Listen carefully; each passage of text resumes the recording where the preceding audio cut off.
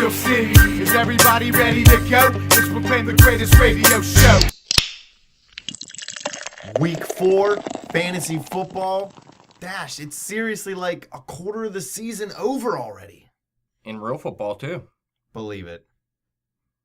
But we blew it up last week, man. All day, every day. Our situational starters, we picked the quarterback, Ryan Tannehill. He got 28 points, and then we picked 2 players that are either running back or wide receiver. I can't remember who it was, and they got 35 and 14. Now our situational starters average 20.38 points per pick we make. So that ain't bad at all, man. Beast.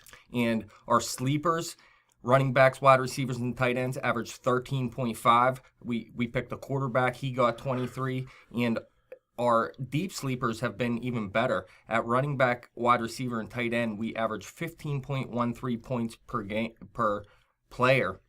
A lot of that had to do with Terrell Pryor last week as a deep sleeper for us. Boy, went off in PPR. I tell you what, though, PPR. We picked one deep sleeper quarterback, and it was Jay Cutler, and he got hurt, and he had 3 points in that game. So we got to pick it up.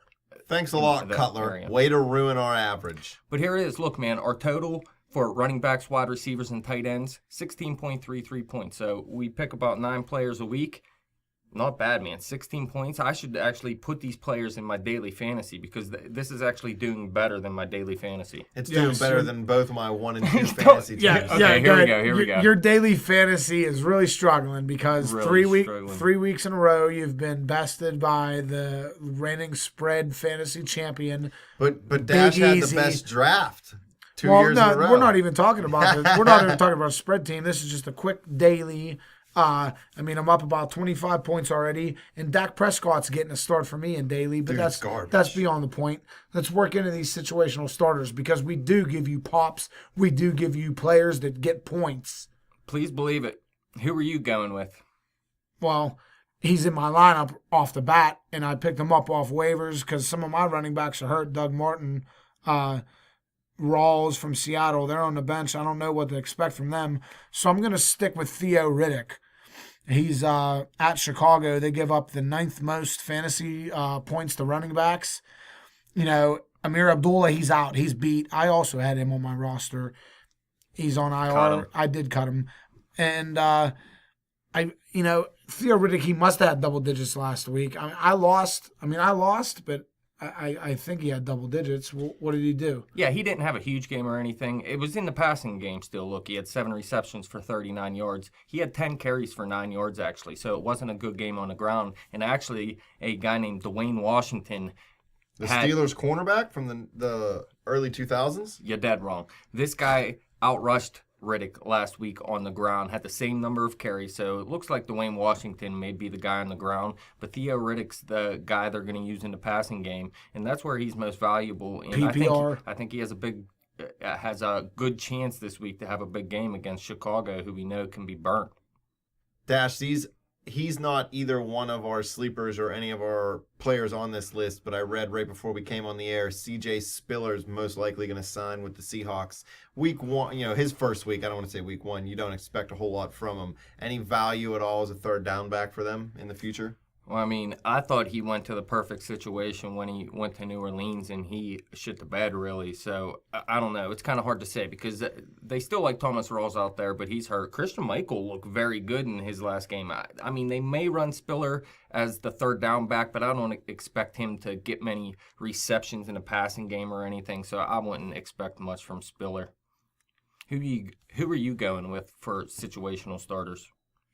I'm going to go with Steve Smith just because I like the tiny little old guy, and he's probably going to blow up 1 or 2 weeks out of this year. I don't think he's going to have, I guess not a big year in his standards because that guy's put up about 1,600 yards at some point in his career. So maybe around 900 yards. He could probably catch 5 to 8 touchdowns, but I think this is going to be a big week going up against Oakland. Their defense is just god-awful this year, or at least playing god-awful at this point. Maybe not going to be continuing to play that way, but Ken Norton Jr. already came out and said, this is on me. My defense sucks right now. I got to get things in control.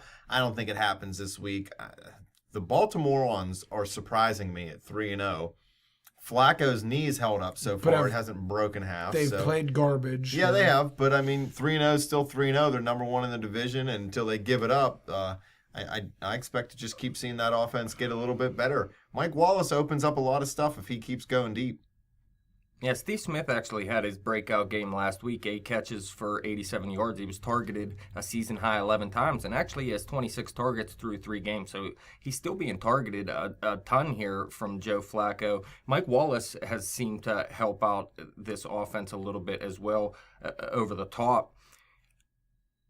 Steve Smith, his yardage has increased each of the first 3 weeks, and I said from the beginning of the season he was a sleeper to me, and I think this is the third straight week we might have, or not third straight week. This is the third time in 4 weeks that we chose him as either a situational starter or a sleeper, deep sleeper, whatever. And I'm going to keep sticking with him. I mean, he hasn't done it real big until last week, but I still trust this guy. He's still the number 1 guy out there. I think Perryman is starting to finally play now for Baltimore, but Steve Smith is still the guy getting most of the targets, so I'm going to keep going with him. And definitely this week, like you said, Oakland's defense sucks. They let up the second most fantasy points to wide receivers so far this season. I think Steve Smith's going to be able to beat him as well. I'm going to go with Stephon Diggs going up against the New York Giants. It's in Minnesota. The Giants, not that great against fantasy wide receivers, letting up the 10th most fantasy points. But they are very good against the run. They let up the 4th fewest against the run. Obviously, there's no Peterson. Last week, Stephon Diggs didn't do too much at Carolina. Only 4 catches for 40 yards. Still not completely terrible. 8 points is at least something. But he played well through the first 2 games of the season, and actually in week 2 he blew up, had 9 catches for 182 and a touchdown versus Green Bay. That was his first home game. He's coming back home this week. I think he can actually have another big game, and Sam Bradford has actually looked pretty good out there. They're 3-0 as well. Stephon Diggs is the best talent they have out there right now, especially in the passing game. I mean, you can say maybe Kyle Rudolph. Actually, I wouldn't mind playing him this week either up against the Giants defense. But Stephon Diggs, this guy has high upside. He's going to be inconsistent this year, but against the Giants defense, I think is a good week to play him. Because like I said, he blew up in week 2, and everybody was like, this guy is a beast again. And then he had a down game last week. But I think you can go right back to him this week, and he'll have a good game for you. Who's the other guy? Laquan Treadwell out there? They have Laquan Treadwell out there, yes. Yeah, I mean, really, behind Diggs and Cal Rudolph, I'm not too high on what they have out there in the passing game. And losing Peterson obviously hurts. I do like Jerick McKinnon, though, but they started Asiata last week, and McKinnon actually outtouched them, though. Looked a little bit better. But I'm going to stay away from McKinnon this week because, like I said, the Giants stopped the run so far this season, but they've been pretty bad against the pass, and I think Stephon Diggs is going to take advantage of that. All right, let's move on to sleepers. Easy, you started it off, so who are you going with? Well, for my sleeper, I'm going to go with Joe Flacco, simply because Flacco to Smith. Flacco to Smith. I don't love him. I actually do hate him. Oakland gives up the 5th most points to fantasy quarterbacks. Oakland's defense is so bad. Yeah, I mean, we mentioned it with Steve Smith. I think he's going to have a big game. I said Mike Wallace has been doing good. Wallace, he should have a good game. I put Wallace in my daily, so I hope Flacco does something. Yeah, Joe Flacco, he was a little bit of a surprise last week going up against a bad defense in Jacksonville, though, so it was a road game. But he only had 214 yards, no touchdowns, 2 picks. We actually picked him as a sleeper earlier. It was one of easy sleepers, and he put up 23 points. And, I mean, I'll take that any time out of a sleeper, obviously. And I think he'll be able to do it this week, too, versus Oakland. Oakland really can't stop anyone. And if you look last season, he almost had 400 yards passing against Oakland with 2 touchdowns. Like I said, Steve Smith had a breakout game last week, and that was with Jacksonville doing a good job against Joe Flacco. I think that Flacco's going to bounce back this week. I know it was a bad defense this week, but at home versus just as bad as the defense, I think Flacco's going to bounce back, and pretty much all the receivers are going to have a good game out there. Everybody has a good game against their defense. How about you, man? I'm going to go with Tyrell Williams, mostly because he's on my fantasy team, and the other reason is because he's going up against the New Orleans Saints, who, let's face it, they're just complete wasteland offensively, defensively. Yeah, they put up points offensively, but I don't know. If they don't get big plays, then they don't really score a lot of points. I'm really hoping that Williams comes through with Keenan Allen out. Antonio Gates has been banged up. The running game, Yeah, I mean, Melvin Gordon did big, week 1, week 2, but it's kind of evened out a little He bit out wasn't there. too bad So, last week. I mean, I could see Williams getting a lot of catches coming out of the slot maybe, or even just working from the outside a little bit, but he's a catch and run kind of guy. And New Orleans defense tackles probably as bad as the Steelers defense, so look for a lot of big plays by San Diego wide receivers. Yeah, I like Travis Benjamin more in this offense, obviously, and I think he's the best option. But like you said, with Keenan Allen out, you want to see Tyrell Williams step up, and he hasn't done huge things so far, but he's done all right. Look, he has double-digit fantasy points in PPR through each of the 2 games without Keenan Allen, and this is a home game. In their only other home game, he scored his lone touchdown. That was against Jacksonville, and he's had at least 61 yards receiving in each of the first 3 games this season. Although he's only caught the ball 11 times. But actually last week he had a season high in targets with 9. So I think they're going to try to get him more involved. And this is a good week to do it versus New Orleans, who can get blown up. And when you have Drew Brees on the other side scoring points, you got to keep passing. So Tyrell Williams should have a good game. Benjamin's the deep guy out there, too. I mean, even though he's the better of the 2 receivers. So if he stretches the field deep, it'll open up a little bit for Williams. And if Williams can take that underneath stuff, and make some plays, then that opens up things for Benjamin deep. So they work together. I'm going to go with a receiver from the Indianapolis Colts, and that is Philip Dorsett. And he's Block going the Colts up against Jacksonville, who let up the 12th most fantasy points to wide receivers this season. Last week, Dorsett didn't do too much, just 3 catches for 27 yards, and that was with Moncrief out. So he was actually the number 2 wide receiver in the game behind Hilton. Hilton played a much larger role, had most of the targets going to him. But Moncrief could be out again this week, so I think Dorsett is going to possibly be the number 2 option out there again. And if you look, he's actually had 2 down weeks in a row since a solid week 1 where he had 4 catches for 94 yards. But like I said, last week Steve Smith broke out against Jacksonville. I think Philip Dorsett's going to have his breakout game as well. And I expect Andrew Luck. I mean, he's looked not good at all, really, so far. I'm not going to say he's been terrible, but we expected a lot better. I think going up against Jacksonville, a division game, someone I think Andrew Luck's going to be able to go out there and have a good game himself, and Philip Dorsett's going to be able to take advantage of that. Easy, since this game's played over in London, do they score it using the metric system or euros? I doubt it. I doubt it. But I'll tell you one thing. I'll be up at 8 a.m. waiting, pre-gaming for that. I love it when they start at 9 o'clock in the morning. I love it. Let's move on to deep sleepers here. Deep it up. Let me give you a deep sleeper. The guys on this list are extra deep. And I'm only going with him because I put his quarterback in daily.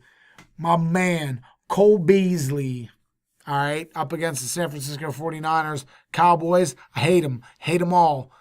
Except Dak Prescott. I got Dak Prescott going in daily, and I'm going to go. You love Zeke, too. He helped you out last week. Zeke, I put Zeke in And daily. Des I put Bryant. Witten. I'm You love it. Brian's got a fractured You know knee. what?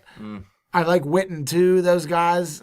Bryant is beat up. Yeah, he's got a bum knee, dude. They say he's got a hairline fracture in his knee. He'll play through it.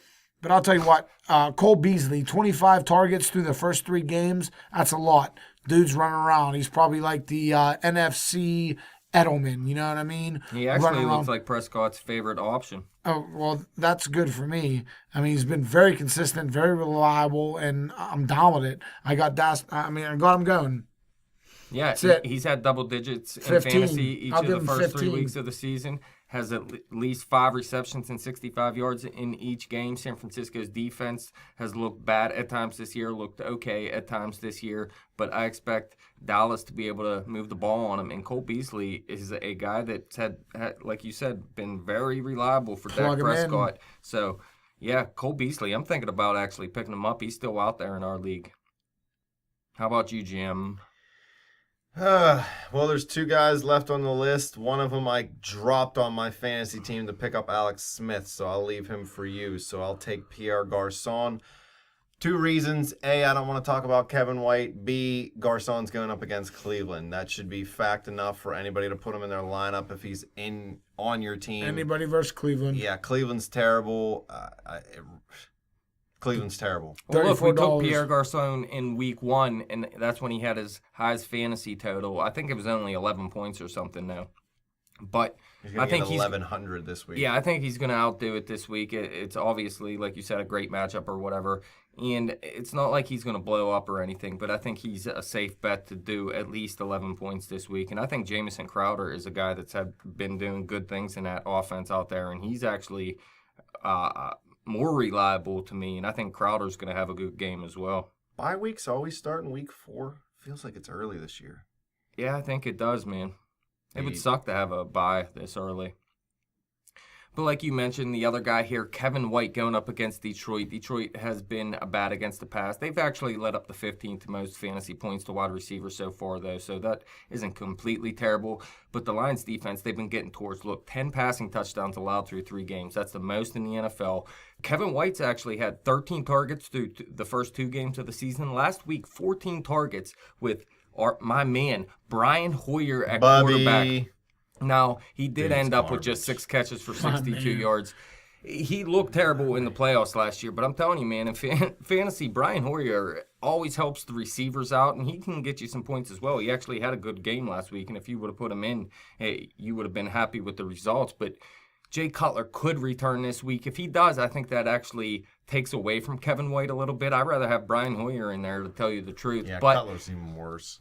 I think Kevin White can get it done versus Detroit with Cutler or Bobby Hoyer in there. Even though, like I said, I'd rather be Brian Hoyer, and hopefully it is, because, like I said, he got 14 targets from him last week, so he likes going his way, even though it didn't work out to huge numbers, but still double-digit fantasy points. So Kevin White, I'm going with him, man.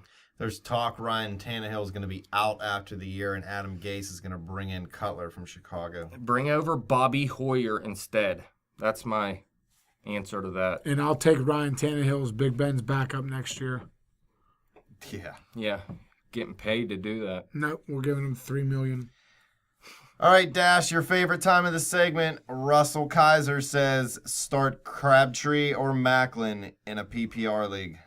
I'm starting Macklin. I put him in daily fantasy. I think he's going to have a good week against Pittsburgh. Well, look, I mean, receivers usually do. I know last week against Philadelphia. What do you mean? Usually do. Yeah. You bleed black and gold. I get it, but they're in terms of fantasy, man. I mean, the passing game against the Steelers defense is always up over 300 yards. Okay. And I think Jeremy Macklin obviously hasn't had the type of season you wanted him to have so far in terms of fantasy. I think he's going to have a breakout game in terms of fantasy. I still think the Pittsburgh's going to win that game. We already mentioned that in the Steelers segment. But Jeremy Macklin, I'm playing him this week. I think he's going to have a good game. And there's a lot of injuries going on the Steelers defense as well. Joel Becker wants to know, should he trade Greg Olsen for Christian Michael? Ooh. I guess it depends on what you have what else do you have at tight end? Because Greg Olson's one of the better tight ends, and if you aren't happy with what he's done yet, don't do what Eddie B did last season and dropped him after week 1 or whatever, and then you picked him up and he blew up. But I would say I don't trust it yet. I don't think Christian Michael has earned the starting job for the rest of the season yet. And, I mean, he had a soft matchup last week, wasn't it? Who'd they play last week? I forget who they played. San Francisco. Yeah, you're right. San Francisco, yes. It was a weak matchup for him. I mean, I still have him. I have him on my bench this week, but no, I'd say no. Keep Greg Olsen. Unless you have a good backup tight end, another good tight end, and it doesn't really matter, then you can go ahead and do it. If you have Antonio Gates, keep Olsen. Yes. Gilberto Nieves Jr. wants to know, curious, can Terrell Pryor be started as a QB in your league? And if you have him, will you start him? Also, what does it mean for Gordon when he returns? Will there be 2 receiving threats, a Pryor to Gordon connection maybe? I mean, that's a good question. I don't know. The Browns suck, but Terrell Pryor is the only one out there doing anything. So I wouldn't put him in a quarterback. I guess it depends on what your league does. How does your league score points? Is it 4 points for passing touchdowns? Is it 6 points? Because I'd rather play a quarterback, and if he's playing quarterback, put him in a wide receiver, and that's a ton of points for you there. So I'd rather play him a wide receiver, to tell you the truth. I know in Yahoo, if he's not listed as a wide receiver / QB, then you can't stick him in the quarterback slot, correct? Yeah, if it doesn't list him at one of the positions, you can't do it. So Okay. I don't know if I don't know how many games you have to play there. I guess it depends on what kind of league you're in or whatever. Easy, this one's for you. Ryan Alfaro wants to know, Stafford or Prescott? He has Rodgers, but he's on a bye. I'm going with Prescott. It's your boy. I'm telling you. Well, you talk about favorable matchups. Who was the other one? Matt Stafford. Who's Detroit going up against? Do we know any? I'm going to look. I'm starting him in fantasy this week. I'm going to my team right now. Okay, yeah, no. I mean, he At Chicago. at Chicago, it's division. I don't care if Chicago's garbage or not, but Dallas up against San Francisco, and this is what, going to be the 4th game of the year? Yeah. Yes. This is Dallas's breakout game as a team. The 4th game of the year is their I'm gonna have to Dallas puts up 45 points this week. Simple. So someone's going to have a hand in that. I'm going with Dak Prescott. I'm actually going to have to go against you, man. And the way I see it, look, the Lions have had 2 road games so far this season. And while they're 1-1, that was Matt Stafford's 2 biggest games. He's actually had 6 touchdowns on the road in 2 games. And one of those games, like you said, division game, that was last week. He had 385 yards, 3 touchdowns at Green Bay. Matt Stafford, I mean, I love this guy when he first came out. He had the huge season where he had 40-some touchdowns, and then he fell off and looked like crap, and he kind of fell out of everybody's fantasy radar. Right now, Matt Stafford has been a top 5 QB in fantasy, and I'd keep rolling with him, especially against Chicago, a bad defense. I wouldn't take the chance on Dak Prescott, but I'm not saying Prescott's going to have a bad week or anything. Anything else? We gamble. I gamble. You know that, fans. Please believe. And I hate Dallas. Don't get me wrong. But when you cost $23 in that daily, you're getting that start. Get it. Anything else for the fans? I got nothing else. No, Well, man, just let me propose one more question. Who is our best fantasy player? Pittsburgh Steelers, I'm talking. Who's going to have the most fantasy points at the end of the week for the Steelers? Le'Veon. Oh, man, that's tough. I'm actually going to say Antonio Brown does this week, although Le'Veon probably most weeks, I would say, just because he's going to be used heavily in the passing game, just like Antonio Brown, and plus you got him in the run game where he's a beast. But I'm going to say Antonio Brown this week, long-term Le'Veon Bell. Le'Veon's posted on Facebook, man, I'm back. Fantasy owners, get ready. Well, I put you in, dude. Roll. Picture of him, dude, all busting out of something. Really? I'm all about, yeah, dude, it Oh, was man. awesome. You got to go to his Facebook page. It was Everybody sweet. put him in the lineup. Please believe. Fans, that's all we got for you today. Keep coming back to Twitter, bet_the_spread, @BetJimTheWin. Check out that Facebook page at facebook.com/betthespread. Any fantasy questions you got, hit us up. We'll make Dash answer you. Keep coming back to YouTube and click and subscribe. Man, it keeps getting closer and closer to moving day.